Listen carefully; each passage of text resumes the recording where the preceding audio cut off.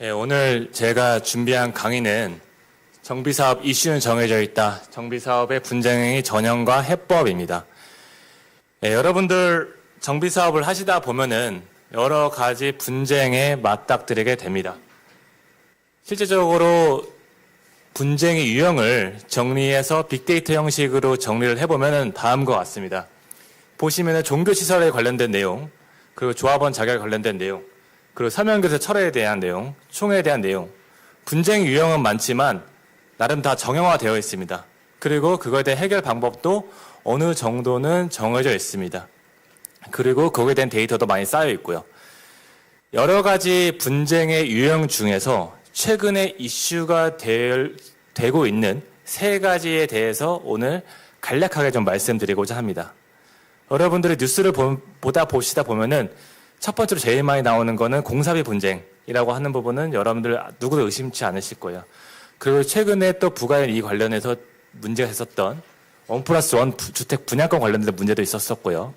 그리고 항상 어떻게 보면은 항상 문제가 되고 있는 상가와의 분쟁에 대해서도 오늘 간략하게 좀 설명을 드리고자 합니다.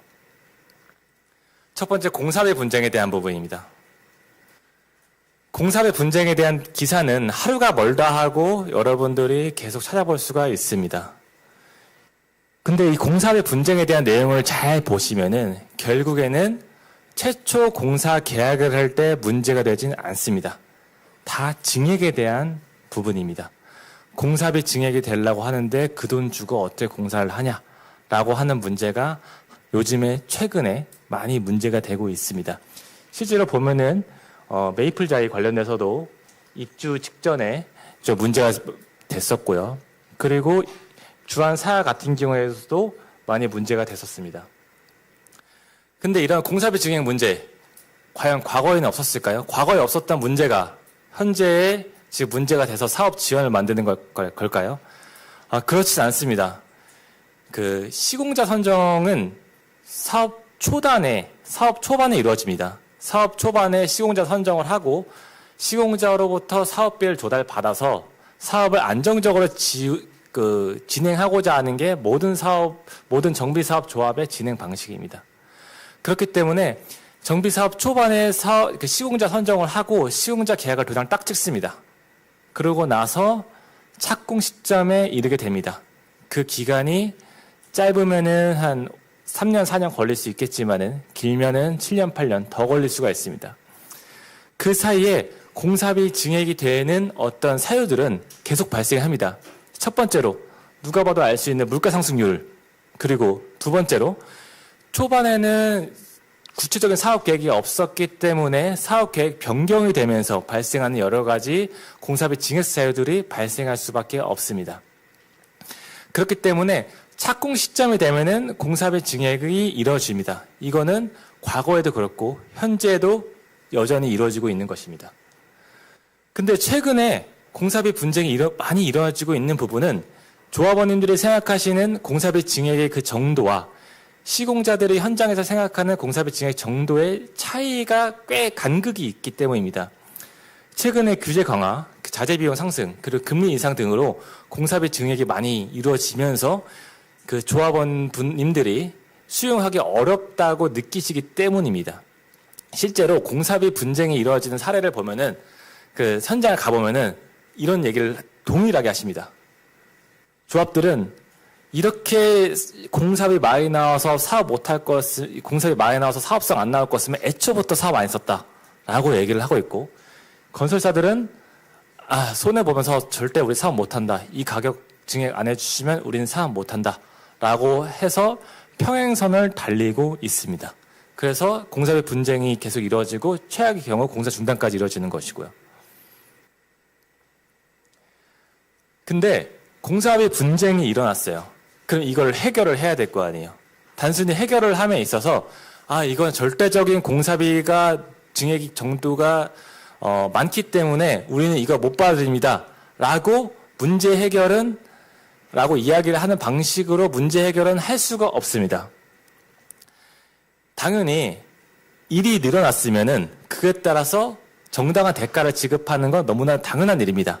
다만 이 추가적으로 증액을 해야 되는 공사비 증액 부분이 과연 정당한지 그리고 합리적인지 부분에 대해서 조합에서 검토를 하고 시공자와 협의를 해서 문제를 해결해야 될 상황입니다.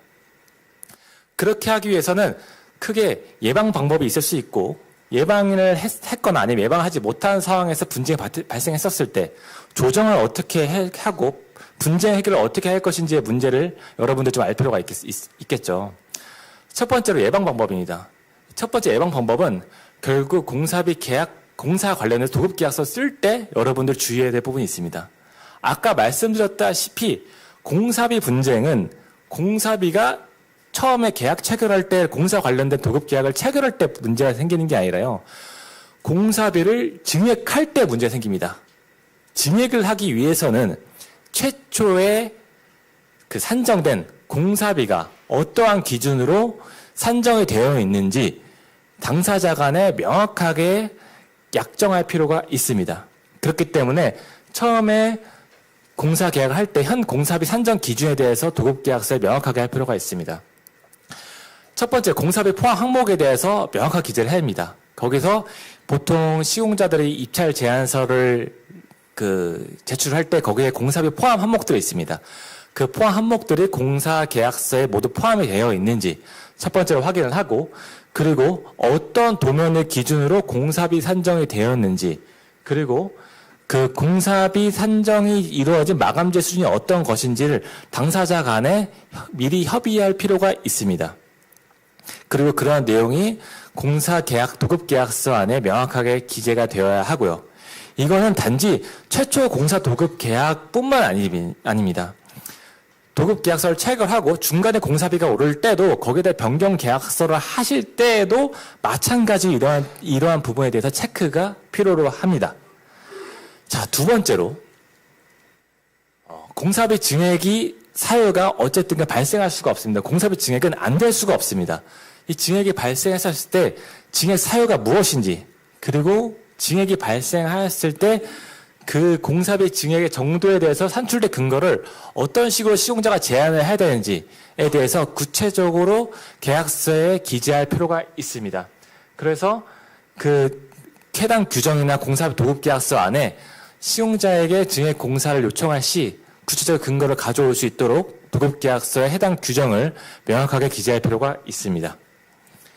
근데 여기 도급 계약서에서도 한계가 있을 수 있습니다. 왜냐면은 공사비 산출 내역서를 가져왔는데 이 비전문가인 조합에서 이게 과연 정당한 산출인지 확인하기 어려운 부분이 있을 수 있죠. 이러한 부분을 예방하기 위해서 요즘 조합에서는 건설 관리라고 하는 CM을 많이 선정하기도 합니다. CM이라고 하는 게 나름 능력비도 많이 또 이루어지기 때문에 현장에서는 얘기가 많은 부분이 있지만은 공사비 분쟁을 예방하기 위한 하나의 방법으로 요즘 현장에서는 CM 건설 관리를 도입하는 현장들이 많이 일어나고 있습니다. 그리고 이러한 예방을 했음에도 불구하고 분쟁이 일어나는 경우에 최악의 경우에는 결국에는 최근 사례를 비춰보면은 지자체는 행정청의 도움을 받는 경우가 꽤 많습니다. 첫 번째로 이 증액되는 공사비가 맞는지를 확인하기 위해서 공사비 검증 절차를 진행을 하고요. 그리고 서울시 코디네이터의 어떤 중재로 인해서 오랜 기간 지연되거나 그리고 착공이 내지는 입주 지연했던 어떤 대규모 현장들에 대해서 많은 부분 해결이 이루어졌습니다. 근데 지금 너무나도 다행인 부분은 행정청이 그리고 많은 지자체들이 이런 공사비 분쟁이 정비 사업의 주요 갈등으로 이루어지고 있고 사업 지연의 주요 원인으로 이루어지고 있다는 점에 대해서는 모두 다 인식을 하고 있다는 점이 우리 조합 입장에서는 굉장히 긍정적인 부분입니다. 최근에 25년 6월에 지난달이죠. 도시정비법 개정안이 한 해 발의가 됐습니다. 이 부분은 공사비 분쟁을 최소화하기 위해서 할 수 있는 어떤 방안에 대해서 미리 예방하고자 규정에 정해놓은 부분입니다. 이 내용은 제가 말씀드렸던 내용이랑 거의 일맥상통하는 부분이 있습니다. 크게 말씀드려서 첫 번째, 공사비 증액 사유에 대해서 계약서 부분에 정확하게 기재를 할 것, 그리고 두 번째, 공사비 관련된 분쟁이 있었을 때 그거에서 어떤 식으로 검증할지에 대해서 분쟁 해결 방법에 대해서 계약을 할 것. 세 번째, 그리고 공사비 부분에 대해서 분쟁이 일어났었을 때 도시정비법상 분쟁조정위원회에 회부를 해서 조정 절차를 거칠 것이라고 하는 내용입니다.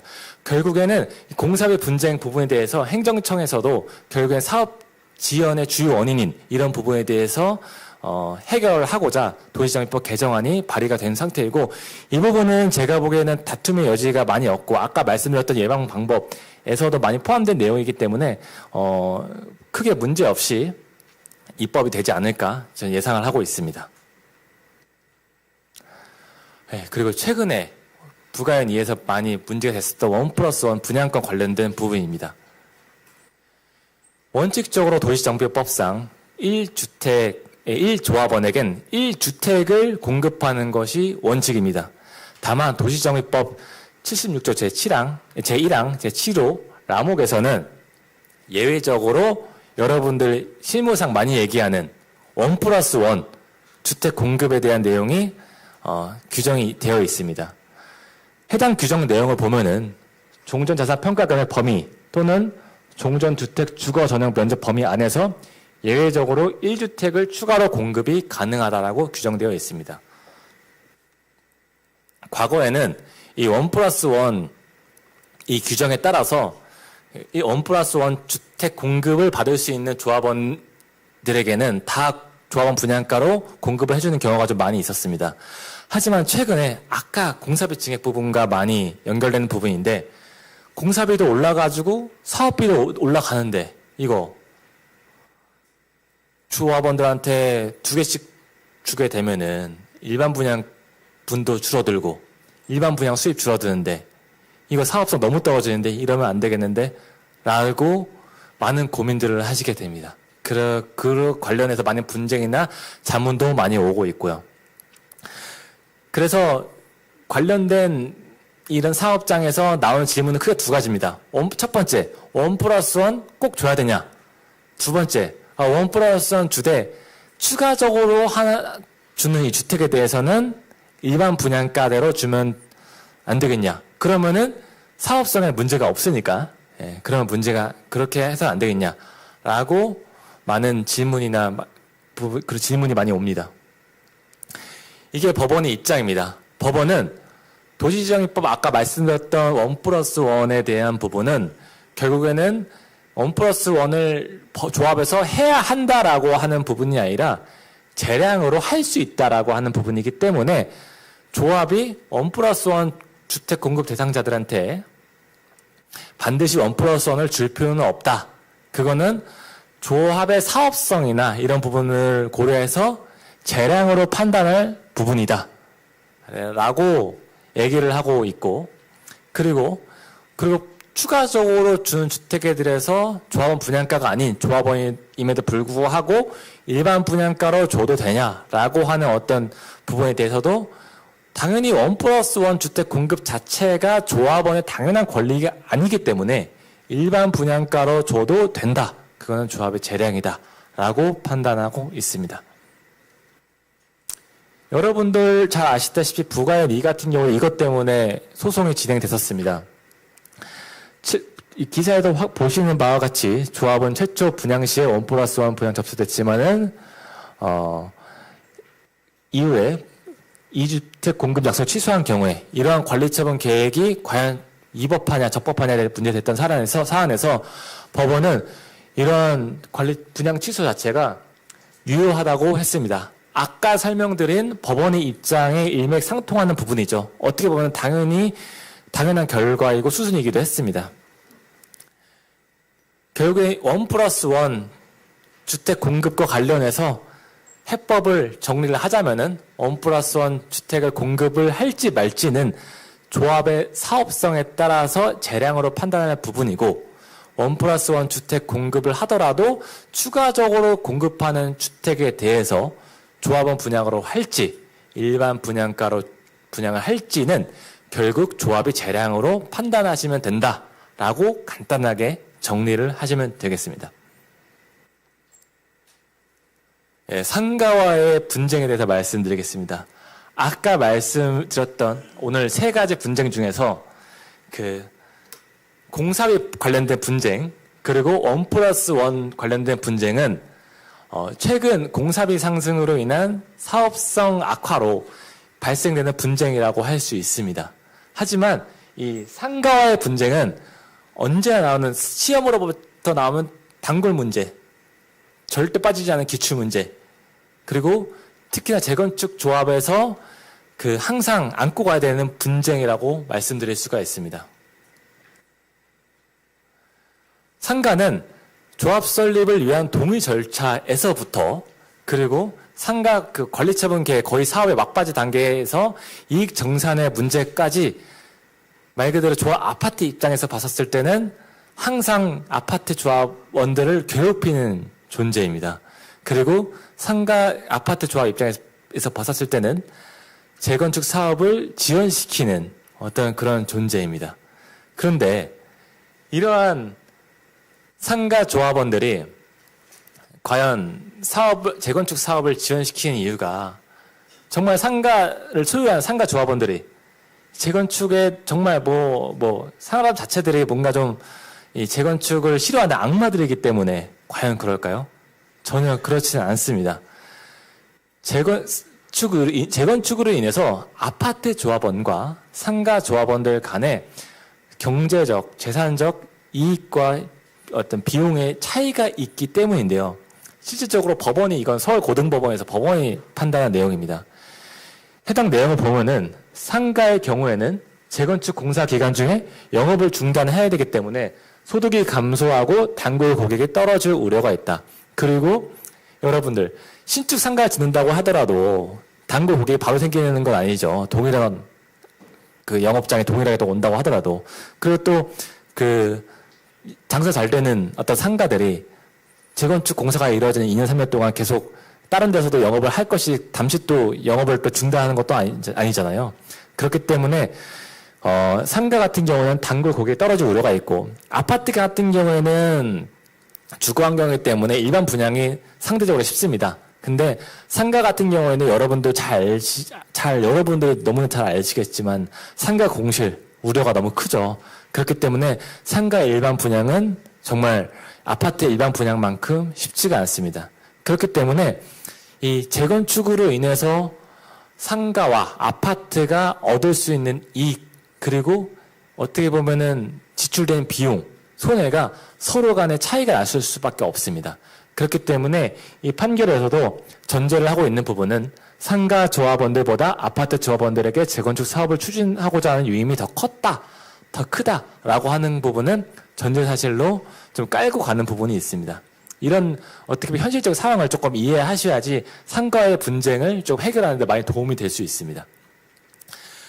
이러한 상가의 분쟁에 대해서도 해결할 수 있는 부분은 나름 유형적으로 정해져 있는 부분이 있습니다.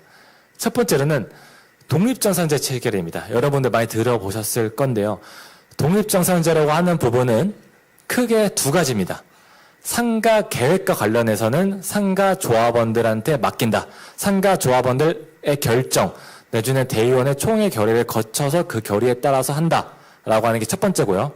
그리고 두 번째로는 상가와 아파트 간의 건설 또는 재건축에 대한 비용과 이익은 따로 정산한다. 이 두 가지가 주요 내용입니다. 그리고 여기 이익과 관련된 대해서도 요즘에 상가 부분들은 기존 상가를 철거하고 새로운 상가들은 다 기존 상가보다 무조건 다 작게 건축을 합니다. 상가 공실의 위험 때문에. 그리고 행정청도 그런 부분에 있어서 상가를 무조건 작게 건축을 하도록 하고 있습니다. 그렇게 되면은 상가를 건축하는 대지 면적이 줄어들기 때문에 그 대지 면적에 아파트를 더 건설할 수 있게 되죠. 그래서 아파트 조합원들은 아파트 분양 수익이 더 늘어날 수밖에 없습니다. 그래서 상가 조합원들은 그 아파트 증가되는 분양 수익으로 인해서 이익을 정산해달라고 요청을 하는 거죠. 그런 식으로 아파트와 상가 조합원들 간의 이익과 비용을 정산함으로 인해서 분쟁을 해결을 할 수가 있습니다. 또 하나의 방법을 또 말씀드리면은 또 하나의 말씀을 드리면은 이 부분은 조금 길게 말씀을 드리기는 너무 시간이 좀 오래 걸려서 간단하게만 설명을 드리면은 상가 조합원에게 아파트를 분양받을 수 있는 어떤 규정들이 있습니다. 근데 그 규정에 있어서 정관으로 정하는 비율이 낮을수록 낮을수록 상가 조합원들이 아파트, 어떻게 보면 이익이 더 많이 나는 아파트를 분양을 받을 수가 있는데요. 요즘에는 이 비율 자체를 0.1 내지 0.2로 굉장히 낮게 측정을 함으로써 상가 조합원들이 좀 아파트 분양을 받고 그들의 이익을 좀 얻을 수 있게끔 조정하는 방법이 상가 분쟁의 한 유형으로서 진행되고 있습니다. 분쟁 해법의 한 요인으로서 진행되고 있습니다. 그리고 정말 최악의 경우 사업 초반에 상가의 미동의로 사업이 진행되지 않을 때 정말 최악의 경우에는 마지막을 하는 방법이 재척입니다. 상가 부지의 부분에서 재척을 함으로써 상가를 아예 정비사업 구역에서 배제를 하는 것인데요.